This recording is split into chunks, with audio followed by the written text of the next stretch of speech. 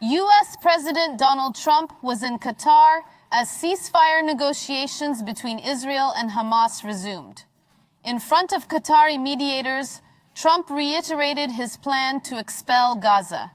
He said he would be proud for the U.S. to own Gaza and make it a zone of freedom if necessary.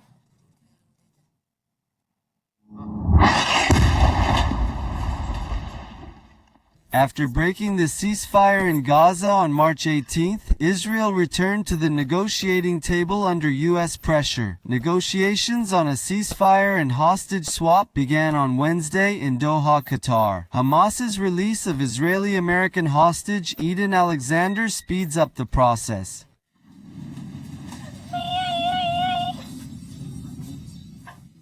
Although talks have resumed, expectations are not high. The biggest obstacle to a ceasefire is Israeli Prime Minister Benjamin Netanyahu's insistence on expanding the occupation of Gaza. Israel's initial rejection of terms that would permanently end the war also significantly limits the chances of negotiations succeeding. U.S. President Donald Trump was in Qatar as the difficult negotiations resumed. He claimed that the U.S. could take over Gaza and turn it into a zone of freedom. And he once again brought up the deportation plan, which is also considered a crime of genocide. He said he would be proud if the United States could take over Gaza and make it a zone of freedom. Let's have good things, let's put people in homes where they will be safe, but we will also have to deal with Hamas, he added. Previously, Arab countries, including Qatar, have strongly opposed the forced displacement of Gazans to other countries. This is the first time that Trump has voiced this plan, which drew reaction in an Arab country.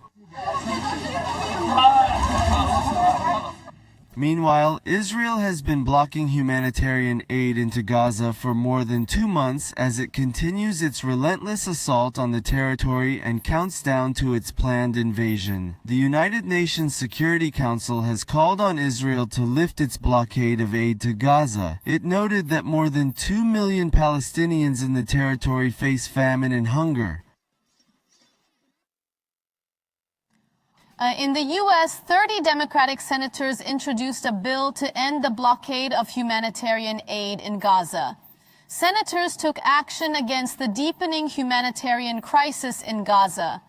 30 senators, reacting to the 2-month blockade of food and medicine in Gaza, introduced a resolution demanding that all diplomatic means be used to end Israel's blockade of humanitarian aid and medical supplies to Gaza. The senators expressed grave concern about the ongoing humanitarian crisis in Gaza, where tens of thousands of children are starving to death.